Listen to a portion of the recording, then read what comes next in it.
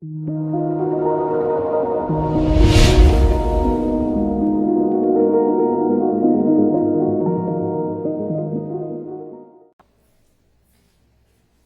Dear students. આજે આપણે rocker arm ટાઈપના લીવરની વાત કરવાના છીએ. આની પહેલાના લેક્ચરમાં આપણે બેલ ક્રેન્ક લીવરની વાત કરેલી. બેલ ક્રેન્ક લીવરમાં angle between two arms 90 degree હોય છે, જ્યારે રોકર આર્મ કે જે વાલ્વ મિકેનિઝમમાં વપરાય છે એવા પ્રકારનું લીવર છે એમાં 90 થી મોટો ખૂણો જોવા મળે છે. અહીં ડેટામાં જોઈ શકો તો design rocker arm lever for valve mechanism, angle between arms 140 degree, 140 degree angle આપેલો છે બે આર્મ વચ્ચે. અહીં જે એંગલ આપેલો છે એ 140 આપેલો છે. ત્યારબાદ load on arm of valve side, જે બાજુ વાલ્વ ઊંચકવાનો છે એ બાજુ 3 કિલોન્યુટન નો લોડ આપેલો છે. એટલે અહીં આપણને 3 કિલોન્યુટન નો લોડ જોવા મળે છે. 3 કિલોન્યુટન નો લોડ જોવા મળે છે. અને આ કયો લોડ આર્મ અને આ કયો એફર્ટ આર્મ. એકને આપણે L1 કહીશું, બીજાને આપણે L2 કહીશું. એફર્ટ આર્મ થયો, આ લોડ આર્મ થયો, આ એફર્ટ આર્મ થયો.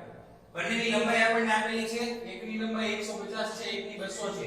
L1 150 mm આપેલું છે. L2 આપણને 200 mm આપેલું છે. 200 mm આપેલું છે. પિન છે, અહીં જે પિન વાપરેલી છે આ પિન, એ પિન માટે L/D 1.2 આપેલું છે. આ પિન જેને આપણે લાસ્ટ લેક્ચરમાં જોયું હતું, જો તમને ખ્યાલ ન હોય તો તમે મારો લાસ્ટ લેક્ચર જોઈ શકો છો. આ જે પિન છે એ પિનનો આવો કંઈક શેપ છે, એ પિનની લંબાઈ કંઈક અલગ છે અને એનો ડાયામીટર હશે. એ બંને વચ્ચેનો રિલેશન આપણને 1.2 આપેલો છે. લીવરનો જે ક્રોસ સેક્શન છે, લીવરનો ક્રોસ સેક્શન, એમાં ડેપ્થ અને વિડ્થ વચ્ચેનું રિલેશન આપેલું છે. એટલે કે આ જે ક્રોસ સેક્શન જોવા મળે છે આપણે, આ જે ક્રોસ સેક્શન જોવા મળે છે, અહીં જે ક્રોસ સેક્શન આપણે આપેલો છે, આ જે ક્રોસ સેક્શન, એમાં h 2.5 b આપેલું છે. આ ક્રોસ સેક્શનમાં જેને આપણે સાઈડમાંથી જોઈએ તો આપણને લંબચોરસ આકાર એટલે કે રેક્ટેન્ગ્યુલર ક્રોસ સેક્શન જોવા મળે છે. આટલો ડેટા આપણને આપેલો છે. અલાવેબલ સ્ટ્રેસીસ આપેલી છે. ટેન્શન એટલે કે બેન્ડિંગ માટે, જે આપણે બેન્ડિંગ માટે આ જ કન્સિડર કરીશું, શીયર માટે અને બીયરિંગ પ્રેશર માટે આપણને આપેલી છે. તો લાસ્ટ લેક્ચરની જેમ આપણે અહીં પણ પહેલા પિનનો ડાયામીટર, પિનની લેન્થ અને ત્યારબાદ આપણે સૌ લીવરના ક્રોસ સેક્શન ફાઇન્ડ કરીશું. એના માટેની આપણે વાત કરીએ તો સૌથી પહેલા સ્ટેપ 1, આપણને લોડ આપેલો છે. સ્ટેપ 1 એટલે કે આપણને લોડ આપેલો છે, એફર્ટ આપણે ફાઇન્ડ કરવાનો છે. અહીં આપણે એફર્ટ આપણને ખબર નથી. તો આપણે લાસ્ટ લેક્ચરમાં વાત કરેલી કે લોડ અને એફર્ટ એ ફાઇન્ડ કરવા માટે આપણે બંને મોમેન્ટને ઇક્વેટ કરીશું. મોમેન્ટને ઇક્વેટ કરવા માટેનું આપણું સ્ટેપ 1 છે W L1 P L2. બે મોમેન્ટને આપણે ઇક્વેટ કરીશું. બે મોમેન્ટને ઇક્વેટ કરીએ એટલે આપણને આપણી લેન્થ 1 ખબર છે, L2 ખબર છે, એફર્ટ આપણે ફાઇન્ડ કરવાનો છે, લોડ આપણને આપેલો છે, એના ઉપરથી આપણે ફાઇન્ડ કરી શકીશું. W આપણને આપેલો છે, 3 કિલોન્યુટન, ન્યૂટનમાં કરીએ તો 3000. L1 આપણને ખ્યાલ છે 150. P એટલે કે એફર્ટ મારે ફાઇન્ડ કરવાનો છે. L2 મને ખ્યાલ છે 200, જેને આપણે એફર્ટ આમ કહીએ છીએ. આના ઉપરથી આપણે P ને સબ્જેક્ટ બનાવીશું તો 3000 મલ્ટીપ્લાય બાય 150 ડિવાઇડ બાય 200, તો P આપણને મળશે. આની કેલ્ક્યુલેશન કરશો તમે 3000 મલ્ટીપ્લાય બાય 150 ડિવાઇડ બાય 200, આની કેલ્ક્યુલેશન આપણે કરીશું એટલે આપણને P મળશે 2250 ન્યૂટન. આ થયો મારો એફર્ટ. 2250 એ થયો એફર્ટ. આ થયો મારો સ્ટેપ નંબર 1, એફર્ટ ફાઇન્ડ કરવા માટેનો. Step number 2, resultant. Step number 2, અહીં લોડ લાગે છે, અહીં એફર્ટ લાગે છે, એ બંનેની ઇફેક્ટ ફલક્રમ P ઉપર આવે છે. ફલક્રમ P ઉપર P નથી લાગતો, W નથી લાગતો, પણ આ બંનેના કારણે લાગતો રિઝલ્ટન્ટ લાગે છે. તો એ રિઝલ્ટનું ઇક્વેશન થયું, રિઝલ્ટન્ટનું ઇક્વેશન થયું √W w square plus p square plus 2pw cos theta. અહીં થીટા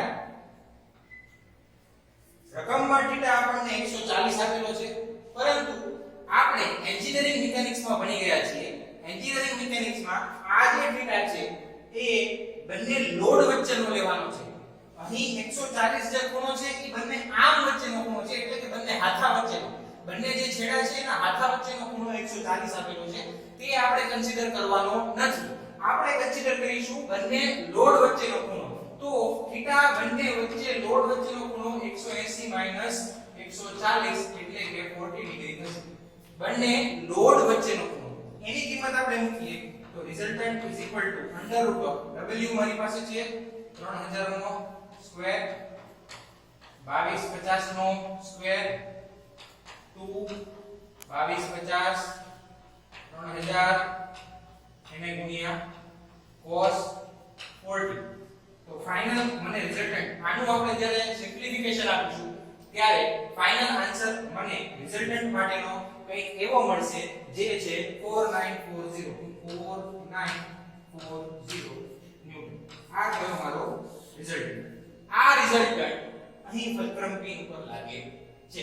અત્યાર સુધી આપણે P અને W બેનો રિઝલ્ટન્ટ ફાઇન્ડ કરી ચૂક્યા છીએ, જે રિઝલ્ટન્ટ ફલક્રમ P ઉપર લાગે છે. તો આ રિઝલ્ટન્ટનો ઉપયોગ કરીને આપણે ફલક્રમ P ની ડિઝાઇન કરવાની છે. Step 3 ફલક્રમ P. ફલક્રમ પિન છે એ જ્યારે લીવર ઉપર ફલક્રમ પિન બેસાડવામાં આવે અને લીવરની મૂવમેન્ટ આવતી હોય એના કારણે ફલક્રમ પિન ઉપર બેરિંગ લાગુ પડે છે અને તેનું બેરિંગ ફેલિયર થઈ જશે. તો ફલક્રમ પિન છે એ આપણે બેરિંગ ફેલિયર થી ધ્યાનમાં લઈશું. તો આપણને ખ્યાલ છે કે load is equal two pressure into area. Load is equal two pressure into area. તો આ જે રબિંગ લોડ છે તે બેરિંગ પ્રેશર અને એનો એરિયા આપણને ખ્યાલ આવશે. અહીં તમે જોઈ શકો છો તો આ સપાટી જે છે આ સપાટી કે જેની લેન્થ L છે, જેની ડાયામીટર d છે, તો L × d જેટલા એરિયા ઉપર L × d જેટલા એરિયા ઉપર બેરિંગ લાગે છે. તો આ મારી પાસે રિઝલ્ટન્ટ મને ખબર છે, બેરિંગ પ્રેશર મને ખબર છે, એરિયા થશે લંબાઈ ગુણ્યા પિનનો ડાયામીટર. લંબાઈ ગુણ્યા પિનનો ડાયામીટર. લંબાઈ અને પિનના ડાયામીટર મને વચ્ચે રિલેશન આપેલો છે L/d = 1.2 આપેલું છે. તો L ની જગ્યાએ 1.2 * d મૂકી શકીએ. આ બેને આપણે ઉપર લઈ જઈએ તો શું થશે? Resultant R = PV × 1.25d × d. આ થયું આપણું રિલેશન. આના ઉપરથી આપણને R ખબર છે, PV ખબર છે, 1.25d ખબર છે, d ખબર છે. તો આપણે d અને d બંનેનો થઈને d નો સ્ક્વેર થશે એ આપણે ફાઇન્ડ કરી શકીએ. કિંમત મૂકીએ 4940. R ની કિંમત મૂકીએ 4940. PV ની કિંમત આપણને ડેટામાં આપેલી છે 8 1.25 d × d = d square. d square ને આપણે એક સબ્જેક્ટ બનાવીએ તો d સ્ક્વેર = 4940 / 8 × 1.25. તો આનું આપણે d ફાઇન્ડ કરીએ તો અંડર રૂટમાં 4940. આ બાજુ સ્ક્વેર છે, ઓલી બાજુ આપણે સ્ક્વેર રૂટ કાઢીશું તો આપણને d મળશે / 1.25. તો ફાઇનલી મારો d મને આન્સર મળશે 23 mm. એક વખત b મળી ગયો પછી L = 1.25d ઉપરથી તમે L પણ ફાઇન્ડ કરી શકશો જે આવશે 28 mm. તો આ એક કયો આન્સર? આ એક આન્સર થાય. ફલક્રમ પિનના ડાયમેન્શનની વાત આપણે કરી તો ફલક્રમ પિનના ડાયમેન્શનમાં આપણે લેન્થ અને ડાયામીટર ફાઇન્ડ કર્યું. હવે આપણે લેન્થ અને ડાયામીટર જે ફાઇન્ડ કરેલો છે એ ડાયામીટર અને લેન્થ આપણે બેરિંગ પ્રેશરને ધ્યાનમાં લઈને કરેલી છે. હવે પિન ઉપર સાથે સાથે શીયર પણ લાગુ પડે છે. તો આ ડાયામીટરને આપણે શીયરમાં ચેક કરવો પડે. તો હવે પછીનું આપણું જે સ્ટેપ છે એને આપણે કહીશું સ્ટેપ 4.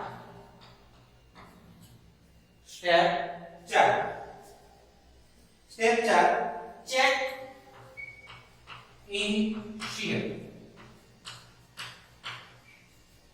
શીયર માં આપણે ચેક કરવાનું છે શીયર માં ચેક કરવા માટેનું આપણું ફોર્મ્યુલા છે રિઝલ્ટન્ટ R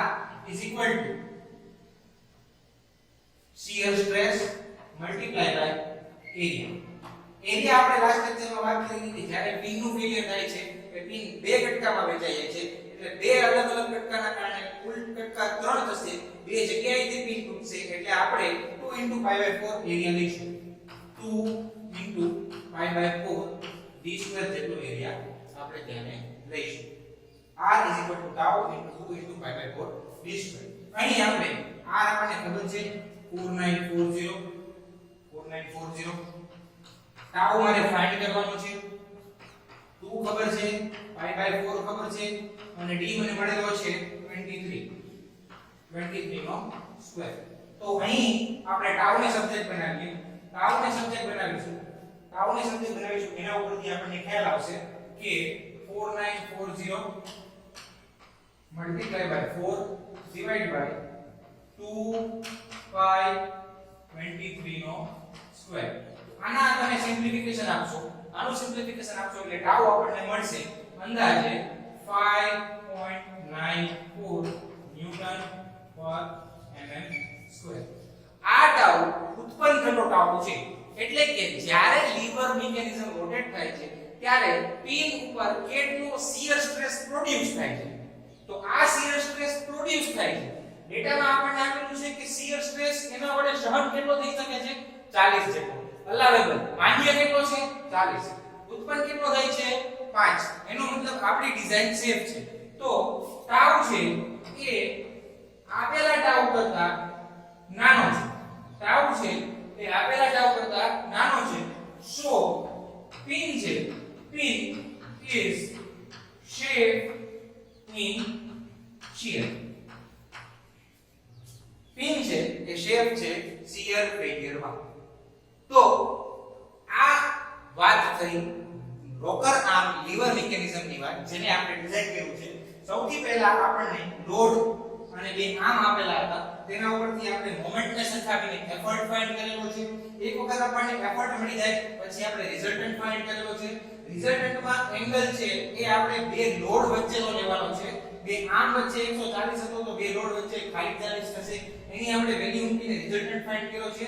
એ રિઝલ્ટન્ટ જે લાગે છે એના આધારે બેરિંગ ફેલિયર લીધું છે. બેરિંગ ફેલિયરના આધારે આપણે ડાયામીટર ફાઇન્ડ કરેલો છે. એક વખત આપણને ડાયામીટર મળી જાય પછી આપણે લેન્થ ફાઇન્ડ કરેલી છે. લેન્થ અને ડાયામીટર આપણે બેરિંગ થી ફાઇન્ડ કરેલી છે, શીયર થી ફાઇન્ડ કરેલી નથી. તો આપણે ફાઇન્ડ કરેલી વેલ્યુ શીયર માં સલામત છે કે નહીં એ ચેક કરવા માટે આપણે શીયર ફેલિયર લીધેલું છે. એ શીયર ફેલિયર ચેક કરતા આપણે ધ્યાનમાં આવ્યું કે શીયર સ્ટ્રેસ આપણને જેટલો આપેલો છે એના કરતા ઓછો ઉત્પન્ન થાય છે. એના માટે ઉત્પન્ન થતો સ્ટ્રેસ ઓછો છે અલાવેબલ સ્ટ્રેસ કરતા, જેથી કરીને આપણું સ્ટ્રેસ છે એ લેવલ ઓછું છે માટે ડિઝાઇન આપણી સેફ છે. આ વાત થઈ ફલક્રમ પિન ની. હવે આપણે ડિઝાઇન કરીશું તેનો ક્રોસ સેક્શન. ક્રોસ સેક્શન માટે આપણને શું કીધું છે કે ક્રોસ સેક્શન એની હાઈટ છે એ વિડ્થ કરતા 2.5 ગણી આપેલી છે. અહીં આપણે આપેલું છે depth = 2.5 into width. તો હવે આપણે એનો ક્રોસ સેક્શન કે જે રેક્ટેન્ગ્યુલર સેક્શન આપેલું છે તે આપણે બેન્ડિંગ થી ફાઇન્ડ કરવાના છીએ. હવે વાત કરીએ ક્રોસ સેક્શન ની. તો જે લીવરનો ક્રોસ સેક્શન આપણને આપેલો છે એ રેક્ટેન્ગ્યુલર સેક્શન આપેલો છે. રેક્ટેન્ગ્યુલર ક્રોસ સેક્શન આપેલો છે જેમાં હાઈટ અને વિડ્થ એ બંનેનું આપણને રિલેશન આપેલું છે કે h = 2.5b. હવે જ્યારે રેક્ટેન્ગ્યુલર ક્રોસ સેક્શન હોય, અહીં ક્રોસ સેક્શન આપણને રેક્ટેન્ગ્યુલર આપેલો છે, તો રેક્ટેન્ગ્યુલર ક્રોસ સેક્શન માટે મોડ્યુલસ ઓફ સેક્શન મોડ્યુલસ છે ઈ થશે bh² / 6. b as it is, h ની જગ્યાએ આપણે મૂકીશું 2.5b એનો સ્ક્વેર / 6. 2.5 નો સ્ક્વેર b² b એટલે થશે b³ 2.5 નો સ્ક્વેર as it is / 6. તો આ થયો સેક્શન મોડ્યુલસ z. હવે બેન્ડિંગ ફેલિયર કરીએ તો બેન્ડિંગ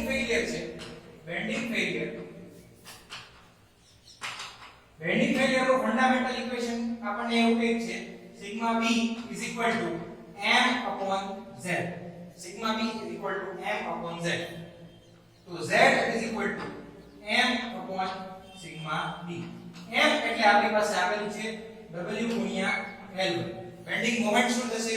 લોડ લાગે છે, ફલક્રમ પિન થી ડિસ્ટન્સ આપેલું છે, તો લોડ મલ્ટીપ્લાય બાય ફલક્રમ પિન નું ડિસ્ટન્સ, તો w l1 એ આપણી થઈ મોમેન્ટ. સિગ્મા b મને ડેટામાં આપેલો છે 70.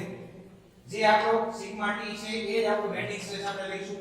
w છે 3000 મલ્ટીપ્લાય બાય l1 એટલે 150. સિગ્મા t આપણને આપેલું છે 70. તો z ની કિંમત અહીંયા ફાઇન્ડ કરેલી છે b3 2.5 નો સ્ક્વેર ડિવાઇડ બાય 6. આ z ની કિંમત, આ z ની જે કિંમત છે એ z ની કિંમત આપણે અહીં મૂકેલી છે, એ z આપણે અહીંયા મૂકીશું is equal to 3000 multiply by 150 divide by 70. b3 ને આપણે સબ્જેક્ટ બનાવીએ, બાકી બધું ઉપર જવા દઈએ, તો 3000 multiply by 150 multiply by 6 divided by 2.5 નો સ્ક્વેર multiply by 70. આનું સિમ્પ્લિફિકેશન આપણે આપીશું, ત્યારે આપણને b મળશે. તો એ b આપણને આન્સર મળશે અંદાજે 190. b અને h નું રિલેશન આપેલું છે આપણી પાસે. h 2.5b, h 2.5b. તો એ તમે ફાઇન્ડ કરશો એટલે h આપણને મળશે 48 mm. તો આ થયા લીવરની આર્મ, આ જે આર્મ છે જેનો હાથો છે એના ક્રોસ સેક્શનના ડાયમેન્શન જે આપણે ન્યુમેરિકલમાં ફાઇન્ડ કરવાની હતી. તો આપણે જ્યારે પણ લીવરનો ન્યુમેરિકલ પૂછાય ત્યારે b એટલે કે આર્મની પહોળાઈ, h એટલે કે આર્મની જાડાઈ, d એટલે કે પિનનો ડાયામીટર અને l એટલે કે ફલક્રમ પિનની લંબાઈ, ચાર વસ્તુ ફાઇન્ડ કરીશું. પાંચમા નંબરે આપણે શીયર સ્ટ્રેસ ફાઇન્ડ કરીશું, જે શીયર સ્ટ્રેસ રકમમાં આપેલી શીયર સ્ટ્રેસ કરતા ઓછી હોવી જોઈએ, જેને આપણે ઇન્ડ્યુસ સ્ટ્રેસ કહીએ છીએ. તો આ બે ન્યુમેરિકલ બેલ ક્રેન્ક લીવર માટેના અને રોકર આર્મ લીવર માટેના મહત્વના છે. બધા જ ન્યુમેરિકલ આને ધ્યાનમાં રાખીને ફેરફાર કરીને ડેટા ફેરવીને પૂછી શકાય છે.